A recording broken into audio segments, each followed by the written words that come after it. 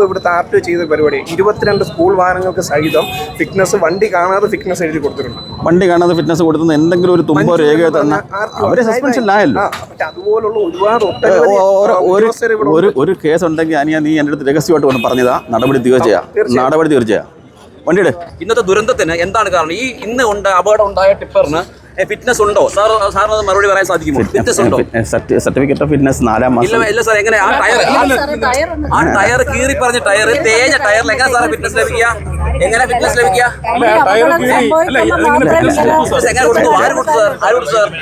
ചേട്ടാ പറയട്ടെ ചേട്ടാ. സർട്ടിഫിക്കറ്റ് ഓഫ് ഫിറ്റ്നസ് 4 മാസം കരുനാപ്പള്ളി ഓഫീസിലാണ് സർട്ടിഫിക്കറ്റ് ഓഫ് ഫിറ്റ്നസ് ഈ വണ്ടിക്ക് കൊടുത്തിട്ടുള്ളത്. ഞാൻ പറയട്ടെ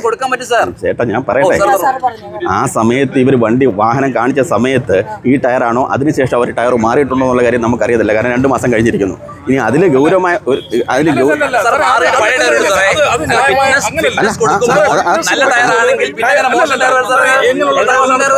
പറയട്ടെ മനസ്സിലായി ചേട്ടാ ചോദിച്ച കാര്യം മനസ്സിലായി. പറയട്ടെ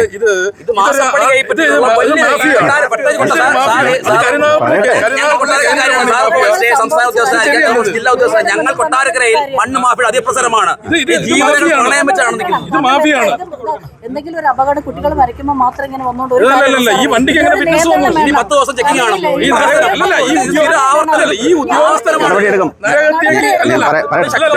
ഈ സമയത്ത് പ്രതിഷേധിക്കല്ല ഞങ്ങൾ ചെയ്യേണ്ടത്. പക്ഷേ വലിയ ദുരന്തം ഞങ്ങൾ നാട് മുഴുവൻ ഞെട്ടലോടെ നിൽക്കുക. ആ വണ്ടി സർട്ടിഫിക്കറ്റ് ഓഫ് ഫിറ്റ്നസ് കൊടുത്ത സമയത്ത് ക്വാളിറ്റി ഇല്ലാന്ന് ബോധ്യപ്പെട്ടാൽ നിർബന്ധമായിട്ട്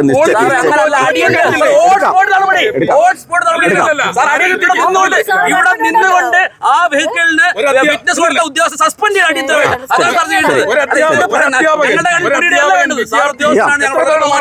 ഇത് ഈ മോട്ടോർ വാഹന വകുപ്പ് വളരെ അനാസ്ഥാപരമായിട്ടുള്ള കാര്യങ്ങളാണ്.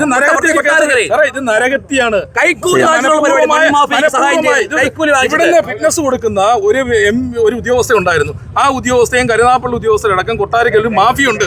ഈ മാഫിയയുടെ നടപടിയാണ്. അല്ലല്ല ഈ സാറ് അടിയന്തരമായി മുഴുവൻ വണ്ടികളും പിടിക്കുക.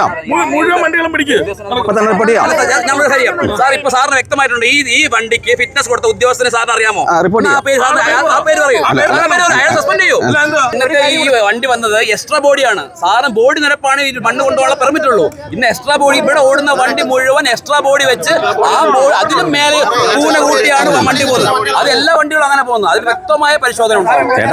ജില്ലാ പ്രസിഡന്റ് ശക്തമായിട്ട് പ്രതിഷേധം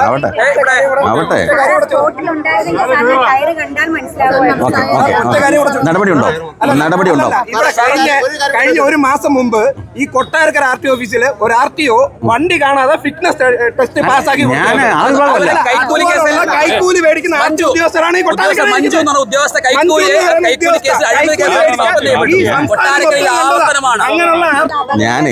ഞാൻ ഇവിടുത്തെ എൻഫോഴ്സ്മെന്റ് വിഭാഗം RTO മറ്റേ RTO അല്ല.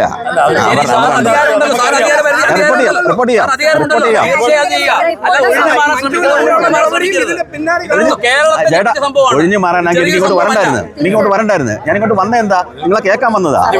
വരാതിരുന്നാലും ആരും